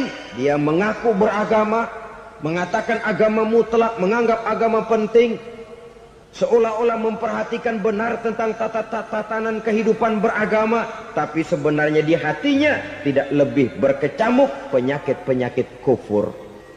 Maka sifat munafik ini termasuk menodai tauhid, artinya merusak akhlak kita kepada Allah Subhanahu wa ta'ala. Sifat yang ketiga yang juga merusak akhlak kita kepada Allah dinamakan riddah. Riddah itu sifatnya, orang yang punya sifat riddah disebut murtad. Murtad keluar dari Islam. Keluar dari Islam tentu tadinya di dalam Islam. Oleh satu perbuatan dia bisa menjadi murtad. Misalnya tadinya dia iman benar kepada Allah, tapi melarat. Kadang-kadang sehari masak, 3 hari libur. Akhirnya oleh kesulitan ekonomi dia tidak kuat. Ada yang menawarkan kebaikan, dibawain supermi, dibawain obat-obatan, diberikan beras. Goyah imannya. Keluar dia dari Islam, ikut agama orang yang memberikan pertolongan kepadanya, memilih kesenangan sebentar dengan mengorbankan kebahagiaan yang kekal. maka orang semacam itu riddah sifatnya, murtad orangnya, keluar dari Islam. Dan yang menyebabkan kita murtad bukan cuma orang nyata-nyata memproklamirkan diri keluar dari Islam tapi lalu mengikuti agama orang lain, bukan cuma itu. Mengakui ada Rasul lagi sesudah Nabi Muhammad bisa menyebabkan kita murtad. Mengingkari nikmat Allah bisa menyebabkan kita murtad. Meyakini semua agama benar bisa menyebabkan orang menjadi murtad. Meragukan kesempurnaan dan kelengkapan Al-Quran bisa menyebabkan orang jadi murtad. Mengingkari sunnah bisa menyebabkan orang menjadi murtad. Banyak hal-hal yang bisa mendatangkan penyakit riddah dan membuat pelakunya menjadi murtad. Dan ini menodai akhlak kita kepada Allah Subhanahu wa ta'ala. Itu tadi kufur iman, saudara-saudara. Nyata-nyata mengingkari Allah, baik dalam bentuk syirik, nifak, ataupun riddah. Kufur yang kedua dinamakan kufur nikmat. Apa itu kufur nikmat? Sitru ni'matil mun'im au ya'malu fi mukhalafatil mun'im. Menutup-nutup nikmat Allah atau melakukan perbuatan yang menentang, bertentangan dengan kehendak yang memberikan nikmat. Jadi kufur nikmat pertama, nutup-nutupin Tuhan. Tuhan jalingin. Duit lu banyak amat, dari mana? Gua kerja. Lalu kerjanya nomor satu. Orang yang berakhlak kepada Allah, dia akan menjawab, kamu uangnya kok banyak, dari mana? Rizki dari Allah. Caranya, saya kerja. Kerja itu cara, rizki itu dari Allah datangnya. Bukankah di zaman sekarang kita sering terpeleset? Ini merupakan cerminan dari rapuhnya akhlak kita kepada Allah Subhanahu wa ta'ala. Karena usaha saya memang, karena saya peras keringat banting tulang, tentu. Tapi sadarkah kita bahwa sepanjang yang bisa kita lakukan cuma berusaha, peras keringat banting tulang?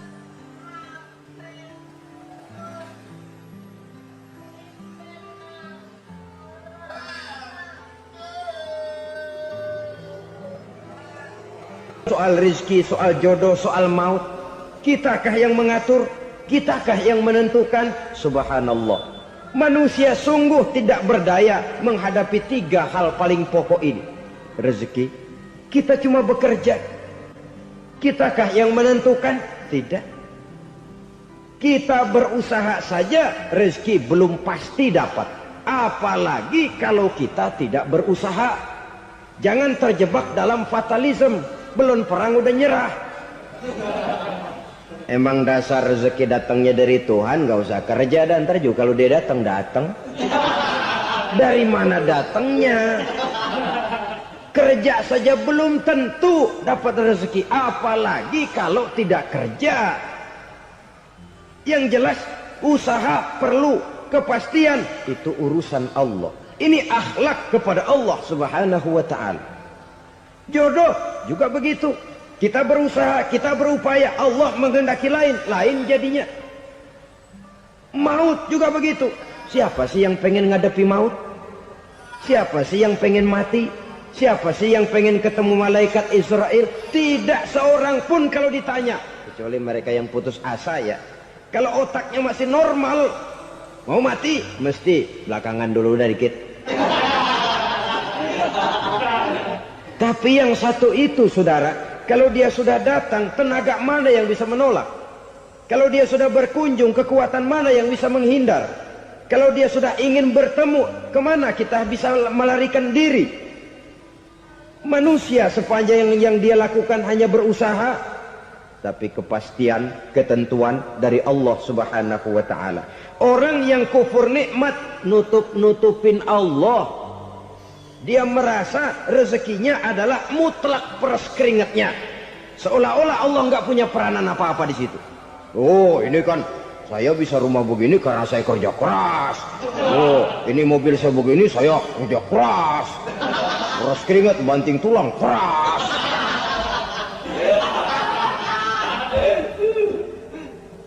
Saudara-saudara kaum muslimin rahimakumullah. Jadi menutup-nutupi Allah. Akibatnya nanti kalau dia berhasil, Allah ketutupan. Kalau dia gagal, orang lain dicaci maki, dicari kambing hitam. Nah, kambing hitam kan mahal. Karena orang sering cari-cari kambing hitam. Jarang orang mau jujur kalau bertemu kesulitan lalu mencari sebab pada dirinya sendiri. Yang paling enak ya nyalain orang.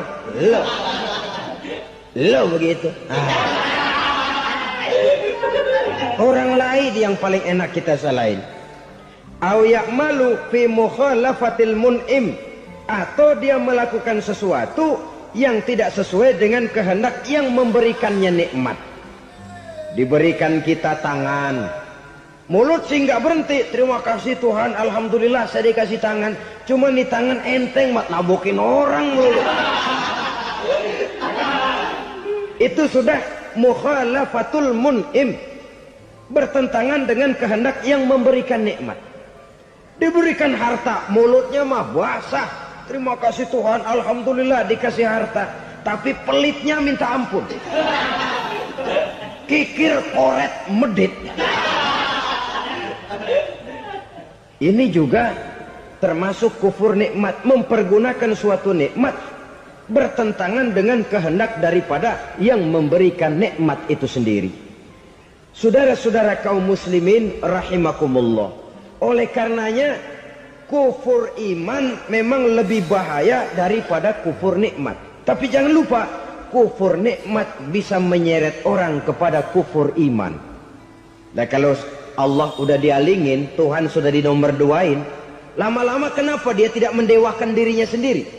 Mendewakan pangkatnya, mendewa-dewakan otaknya, mendewa-dewakan kemampuannya. Pada awalnya dia memang cuma kufur nikmat, tapi lambat laun kalau ini tidak diobati, secara pasti orang akan mengarah kepada kufur iman. Bisa berbentuk syirik, bisa berbentuk nifak, bisa berbentuk riddah. Saudara-saudara, oleh karena itu menjaga akhlak kepada Allah mutlak penting. Sebab apa? Kita tidak berakhlak kepada manusia saja, kita dikucilkan dari pergaulan. Kalau kita tidak berakhlak kepada Allah, dikucilkan oleh Allah. Hadis qudsi menyatakan, man lam yashkur ala na'mai wa lam yasbir ala balai falyakhruj min tahtis samai falyatlub rabban siwaya. Kata Allah, siapa orang yang tidak mau bersyukur terhadap nikmat yang aku berikan kepadanya dan tidak mau sabar terhadap ujian yang aku berikan kepadanya, falyakhruj min tahtis samai, persilahkan saja keluar dari kolong langitku. Waliyatlub rabban siwaya, tolong cari Tuhan lain selain daripada aku. Murka Allah, diusir, cuman gak kedengeran aja. Siapa yang tidak mau syukur terhadap nikmatku, siapa yang tidak mau sabar terhadap ujian yang aku berikan kepadanya, persilahkan keluar dari kolong langitku ini, cari Tuhan lain selain aku. Langit Tuhan yang punya, Tuhan kita lawan, diusir dari kolong langit, mau pindah ke kolong mana?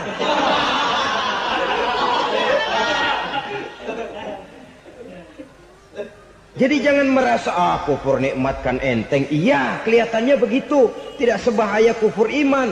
Tapi kufur nikmat ini merupakan anak tangga yang kalau kita sudah mulai naik, kita akan naik terus sampai kepada tingkat di mana kita mengalami kufur iman. Kalau sudah ke sana, maka akhlak kita kepada Allah terkenalah erosi, terkena polusi, hancur akhlak kepada Allah, dan itulah sumber kesengsaraan abadi. Kalau cuma kita tidak berakhlak kepada manusia, barangkali resikonya cuma kehidupan di dunia ini.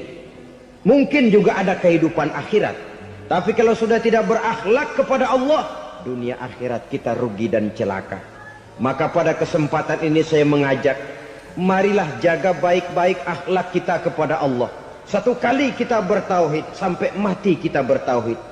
Satu kali la ilaha illallah, jangan tergelincir lagi kita keluar daripada kalimat itu. Satu kali kita bertuhankan Allah, jangan bertuhan yang lain selain daripada Allah. Jangan sekutukan Allah, jangan samakan Allah dengan sesuatu, jangan mengangkat yang lain sama agungnya dengan Allah. Sebab dengan demikian kita seolah-olah sudah mengotori akhlak kita kepada Allah Subhanahu wa taala. Saudara hadirin yang saya hormati, jadi oleh karenanya akhlak kita kepada Allah merupakan basis daripada kehidupan beragama. Kalau itu sudah mulai rapuh, mulai terkena erosi dan polusi, mulai rusak, dikhawatirkan nanti nilai ibadah kita kepada Allah juga akan turut ambruk karenanya. Saudara-saudara kaum muslimin rahimakumullah, tugas yang kedua memperbaiki akhlak manusia kepada sesama manusia. Kita tahu Islam sesuai dengan namanya adalah agama damai. Maka akhlak manusia kepada sesama manusia menempati porsi yang penting dalam kehidupan beragama. Bagaimana seorang muslim bergaul, bertata krama terhadap sesama manusia. Mari kita lihat lebih jauh persoalannya. Untuk memudahkan pembicaraan dari kacamata agama, kita kelompokkan saja manusia itu dalam dua. Pertama yang seiman dan yang kedua yang tidak seiman. Yang tidak seiman itu kita sebut saja kufur atau kafir. Nah, kepada yang kafir pun kita diajarkan untuk berakhlak. Apalagi kepada yang memang nyata-nyata seiman, sekeyakinan, seakidah. Kemanapun Islam datang, ke negara manapun ia masuk, ia tidak menaburkan kerusakan. Jadi tidak benar kalau orang pernah itu menggambarkan, saking sentimennya seorang orientalis pernah menggambarkan Nabi Muhammad di tangan kirinya Quran, di tangan kanannya pedang. Menggambarkan seolah-olah Islam dikembangkan dengan kekerasan. Sebenarnya tidak sama sekali. Kalaupun dalam sejarah perkembangan Islam pernah terjadi perang, maka perang dalam Islam sesungguhnya apabila kita amati sejarahnya bukan untuk memaksakan agama, karena memang agama tidak bisa dipaksakan, tetapi justru untuk mempertahankan agama dari segala macam hambatan, rintangan, hinaan dan fitnahan. Tapi kemanapun yang jelas Islam masuk, dia tidak pernah membuat kekacauan, kerusuhan ataupun penghancuran. Candi Prambanan bahkan dipugar, gereja-gereja tidak ada yang dihancurkan oleh umat Islam. Kenapa? Islam agama damai. Soal agama, soal lakum dinukum waliyadin, la ikraha fid din, qad tabayyana ar-rusdu minal ghayy. Tidak ada paksaan dalam beragama, sebab nyata yang benar dengan yang tidak benar. Belum pernah ada orang kafir masuk ke perkampungan orang Islam lalu dikejar-kejar, diteriakin kafir, kafir, sunatin.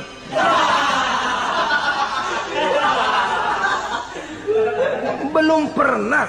Kenapa? Islam menghormati orang lain agama. Nah, yang kafir ini macam-macam, saudara. Ada kafir harbi. Nah, ini kafir kerok.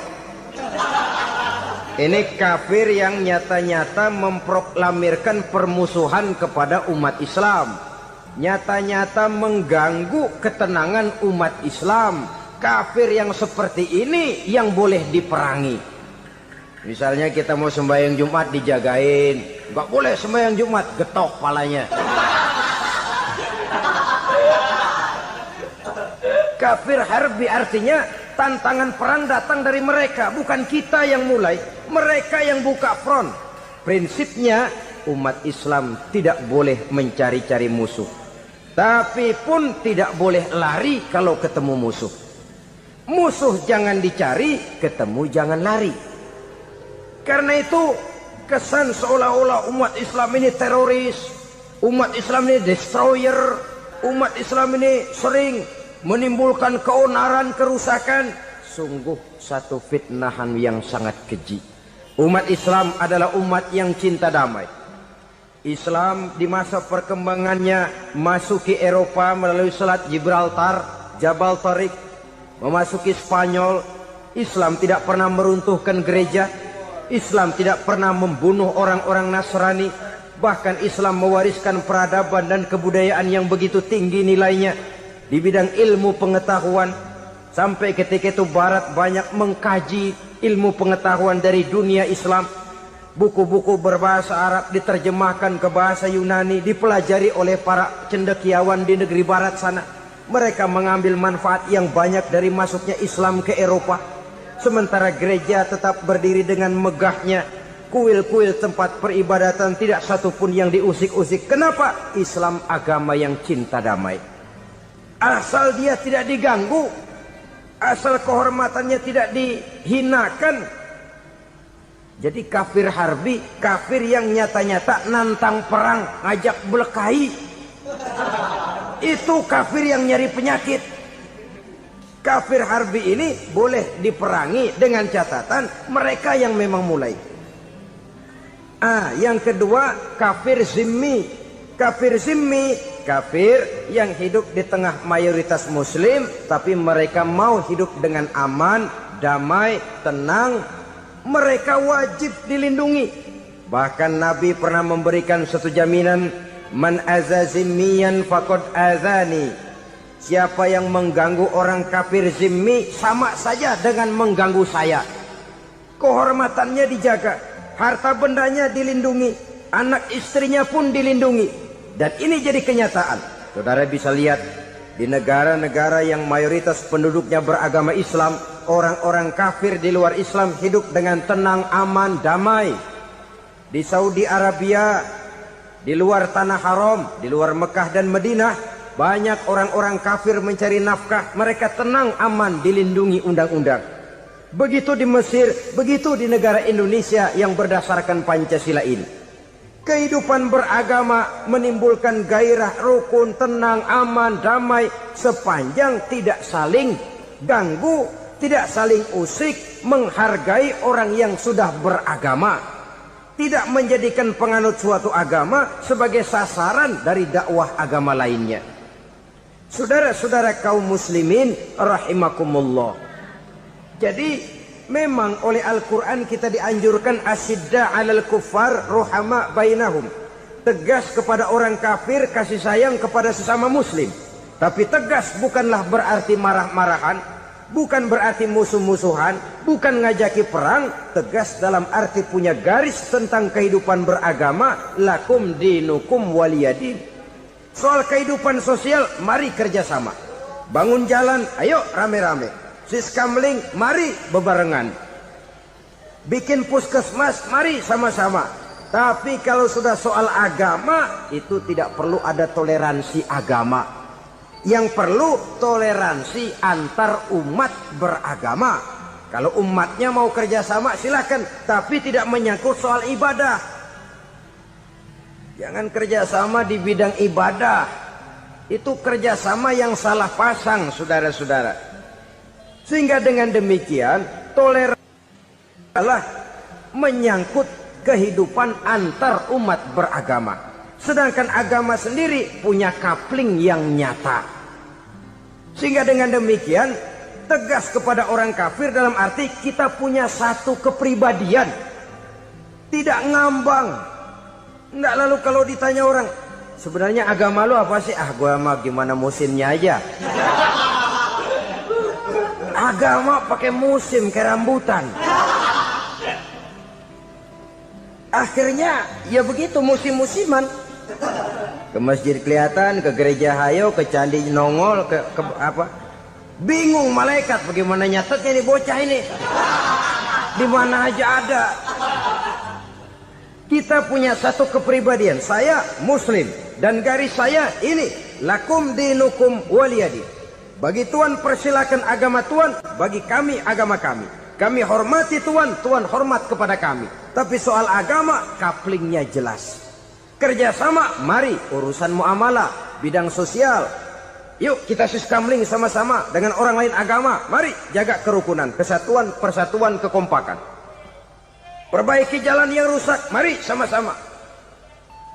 Mendandani jembatan yang runtuh, mari sama-sama. Tapi sembahyang, kaplingnya lain-lain. Sebab Nabi juga dulu pernah ditawarkan begitu loh sama kafir jahiliyah dulu, Quraisy itu.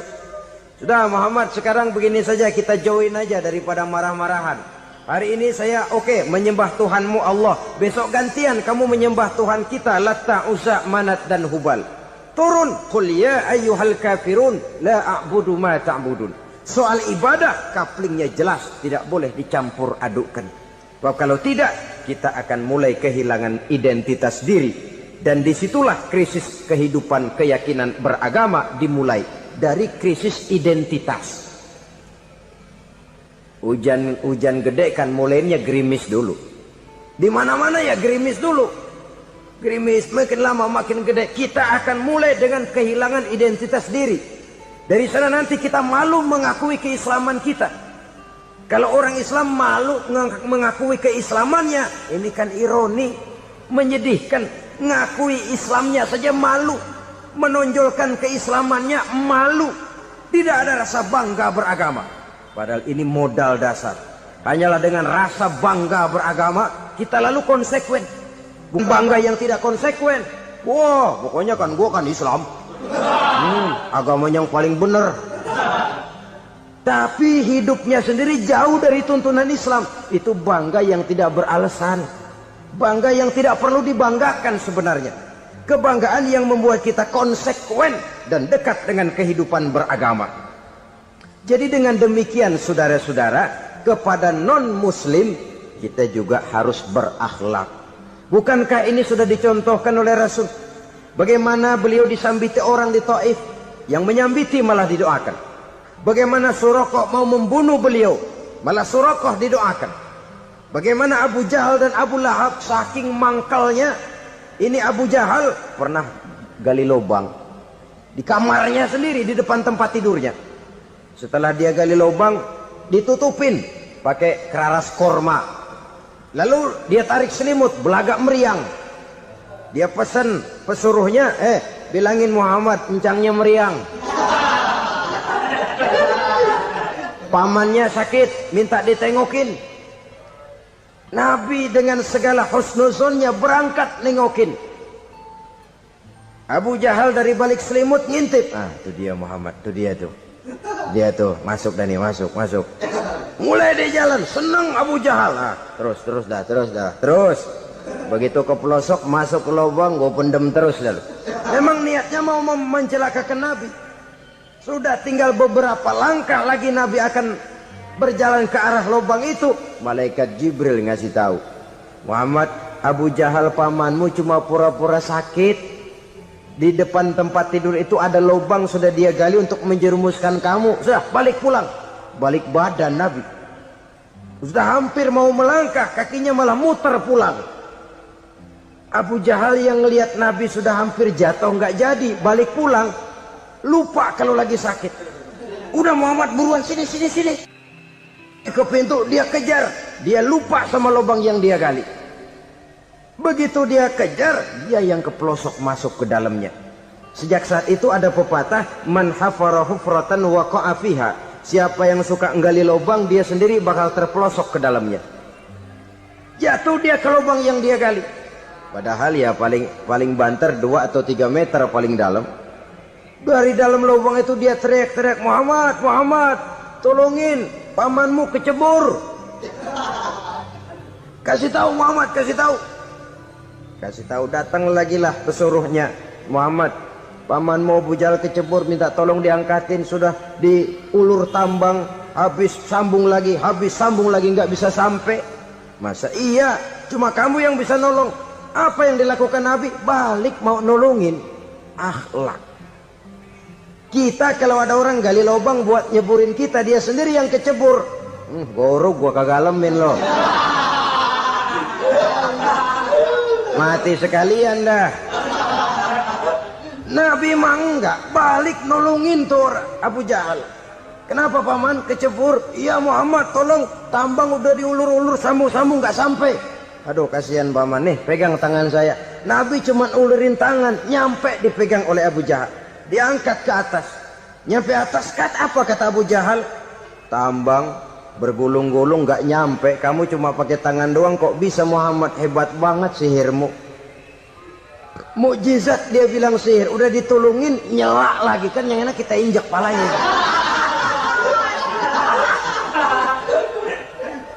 Orang dulu bilang wah katanya nolongin anjing kejepit. Udah selesai ditolongin malah yang nolong digigit.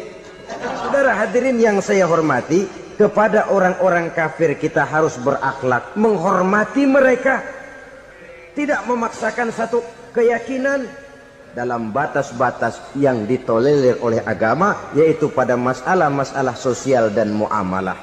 Itu kepada non-muslim, apalagi kepada sesama muslim. Baik akhlak kepada orang tua, akhlak kepada guru, akhlak kepada jiran atau tetangga, itu semua termasuk dalam akhlak kepada sesama manusia. Akhlak kita kepada orang tua, kadang-kadang kita orang timur ini ketularan orang barat. Engkongnya dianggap CS. Salaman main kedet aja, halo kong. Engkongnya bahalo dibengong. Saudara-saudara kaum muslimin rahimakumullah, akhlak yang tua kepada yang muda, akhlak yang muda kepada yang tua, kepada jiran dan tetangga, kepada sanak famili dan handai tolan, pendeknya kepada sesama muslim. Tetangga ada haknya, ada hak tetangga yang kalau kita berakhlak itu harus dipenuhi. Contoh kecil, kalau saya beli radio, itu saya dong boleh berpikir, ini radio saya beli pakai uang saya setel di rumah saya, sekeras-kerasnya ada apa sama orang lain? Radio gua, yang beli gua pakai duit gua, gue setel di rumah gue, ada urusan apa sama orang lain? Itu kalau menurut saya. Tapi tetangga sebelah saya kan bisa juga ngomong begitu. Mata gue, yang ngantuk gue tidur di rumah gue. Kenapa suara radio lu masuk kemari? Ketika itulah lalu kebebasan saya nyetel radio dibatasi oleh kebebasan tetangga saya yang mau tidur. Ini sudah akhlak namanya. Umpamanya lagi ada Nabi ajarkan, iza tobakhta maraqatan fa'akthir ma'aha wa ta'ahad jiranaka. Kalau kamu masak sayur, banyakin kuahnya, bagiin tetangga kamu. Bukan bagiannya itu yang jadi soal, tapi akhlak kepada tetangga. Udah tahu tetangganya kelaparan, diseksa, goreng ikan asin, se-RW baunya ngayap, kembang kempis orang nungguin. Saudara hadirin ma'asyiral muslimin rahimakumullah. Jadi dengan demikian, kalau sudah kembali kepada orang-orang yang nilai imannya sama dengan kita, apapun organisasinya, apapun baju yang mereka pakai, kaos yang mereka pakai, jaket yang mereka pakai, kalau sudah seakidah, seiman, jaga akhlak kita. Pendapat boleh berbeda, kaos boleh tidak sama, jaket boleh beraneka warna, bendera boleh beragam-ragam, tapi ukhuwah Islamiyah ini utamakan. Adalah lebih baik mencari persamaan dalam kehidupan dan bukan memperbesar perbedaan. Hanyalah dengan mengembangkan nilai-nilai akhlak semacam ini, toleransi tidak hanya diperlukan kepada yang non-muslim, kepada sesama muslim pun toleransi. Artinya apa? Jangan memponis amalan orang lain. Yang usoli, yang tidak usoli, berjalanlah menurut keyakinannya masing-masing. Jangan lalu memponis, itu namanya nggak toleransi. Kamu nggak pakai usoli ya? Enggak. Brengsek. Kamu pakai usoli ya? Iya. Bidah. Lah dua-duanya kagak yang bener. Kalau yang sembahyang kagak bener, bagaimana yang kagak sembahyang? Apa itu yang bener? Toleransi, setuju dengan perbedaan pendapat, jangan memponis amalan orang lain. Karena kita hanya beramal, hak menerima adalah Allah Subhanahu wa ta'ala. Jangan sebentar-bentar mencap bidah dolalah, finnar, neraka. Kayaknya neraka kapling orang tuanya kali. Gampang bener masukin orang ke neraka. Kita kadang-kadang bisa toleransi dengan orang luar, tapi kepada sesama muslim toleransi tidak sanggup kita adakan. Mengklaim merasa kita yang benar, orang lain salah semua, itu tidak toleransi namanya. Mentang-mentang jadi ustadz nih, satu-satunya ustadz di sini ya, Semuanya mesti ngaji kemari. Kalau nggak ngaji kemari Islamnya kurang tapi bener. Toleransi. Saudara-saudara kaum muslimin rahimakumullah, lapang dada menghargai orang yang berbeda pendapat, apalagi kalau perbedaan pendapat itu menyangkut hal-hal yang tidak prinsipil, menyangkut hal-hal yang sekunder dalam kehidupan beragama, menyangkut masalah-masalah yang dalam bahasa fikih disebut soal-soal furu'iyah. Tidak usah menyebabkan kita bersih tegang. Kepala sama hitam pendapat boleh berbeda dan halal. Bahkan Nabi mengatakan ikhtilafu ummati rahmatun. Perbedaan pendapat di kalangan umatku bahkan menjadi rahmah, sepanjang perbedaan pendapat itu diiringi dengan rasa toleransi. Tapi kalau sudah main baku hantam, main klaim, memponis orang lain, akhirnya timbullah keretakan. Jangan heran kadang-kadang satu masjid dua kelir. Ya soal kelir boleh kelar-kelir, boleh kelar-kelir. Tapi kalau harus terlalu mencolok menyebabkan timbulnya keretakan, saya kira yang akan turun bukan lagi rahmah tapi bala. Bala akan menimpa kita, jatuh kita menjadi umat yang lemah. Oleh karena di antara kita sendiri, sesama kita tidak pandai bertoleransi, tidak lapang dada. Ada anak muda kelihatannya mau majuan dikit, yang tua curiga. Nih, kalau dia maju pasaran gua bangkrut dong nih. Lalu ditekan tuh anak ditekan melejit.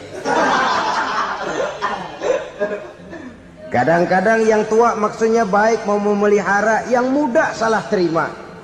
Kan tua kejemur. Dari dulu sampai sekarang gitu-gitu doang. Anak kemajuannya. Padahal yang tua barangkali maksudnya juga baik, mau memelihara. Sebenarnya kalau kita bisa mencoba mencari titik temu dengan alur komunikasi, tidak merasa diri yang paling benar, tapi toleransi, boyak menerima pendapat orang lain, setidaknya mau mendengar omongan orang. Yang susah kalau udah kena penyakit nggak mau ngerti omongan orang, nggak mau nerima pendapat orang. Kodok di kolong tempayan, cukeng kayu asem, asal ijo udah ijo aja ijo dah. Nggak ngerti omongan orang, yang kayak begini yang orang jadi kesandung.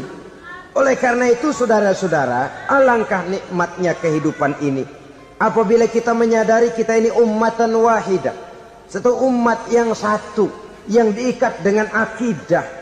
Kalau kepada yang non muslim saja kita diajarkan untuk berakhlak, apatah lagi kepada yang seiman, seakidah, sekeyakinan.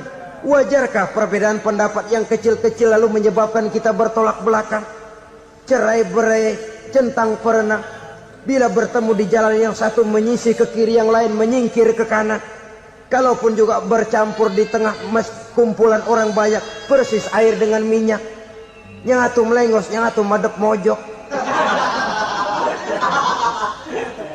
Orang lain senyum, dia mau pada manyun. Saudara-saudara kaum muslimin rahimakumullah, realita ini walaupun tidak enak, pahit, tapi masih hidup di sebagian masyarakat kita. Ini yang perlu kita atasi. Soal toleransi kepada orang lain, sejarah sudah membuktikan. Mari kita jangan cuma bisa mengajak orang lain, umat lain untuk bertoleransi dengan kita, tapi kepada sesama kita, toleransi ini perlu kita tegakkan, perlu kita bina.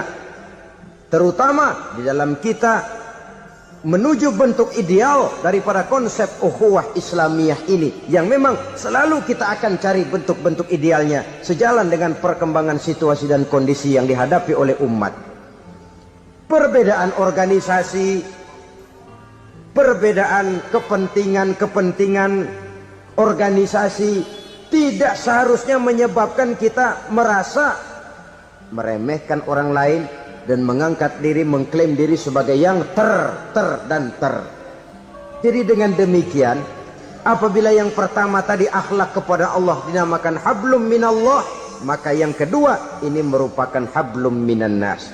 Jikalau baik akhlak kita kepada Allah, baik akhlak kita kepada manusia, nikmat rasanya menjalani kehidupan. Kadang-kadang orang akhlaknya kepada manusia baik, tapi kepada Allah tidak baik. Hormat sama yang tua, menyayangi yang muda, sama tetangga rukun, tapi sama Tuhan nggak mau sujud. Ini baik kepada manusia, tapi tidak berakhlak kepada Allah. Atau sebaliknya, sujudnya sama Allah mah tekun, bener khusyuk, bahasanya juga fasih, luar biasa. Tapi sama manusia sombong, takabur, ujub, merasanya dia doang yang paling benar. Sebab iblis itu ya, itu kadang-kadang datang lewat hati, dan memang selalu markasnya di situ. Kalau dia tidak bisa menggoda kita dengan yang lain, dia tumbuhkan sifat ujub. Dia bisikin, wah memang di kampung ini yang paling banyak ibadahnya ente, yang lain mana, lihat tuh kerocok semua. Lalu di hati orang itu tertanam sifat iya ya. Nah, tatkala iya ya, dia sudah terkena serangan iblis. Akhirnya apa? Orang lain diremehin. Asalnya kagak mau sembahyang, ya diajak salaman udah najis aja dah.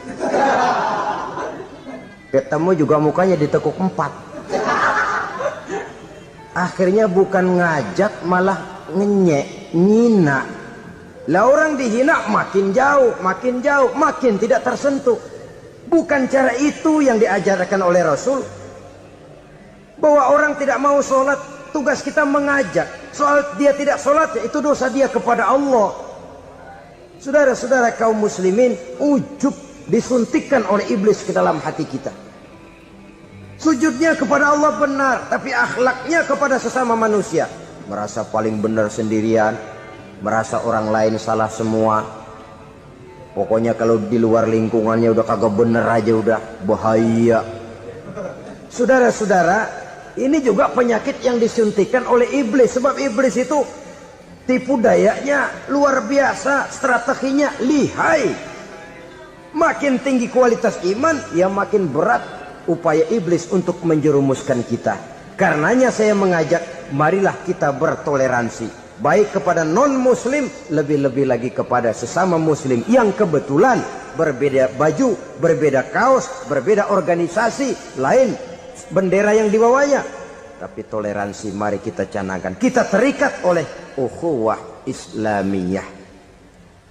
2. Yang ketiga, akhlak manusia kepada makhluk Allah lainnya di luar manusia.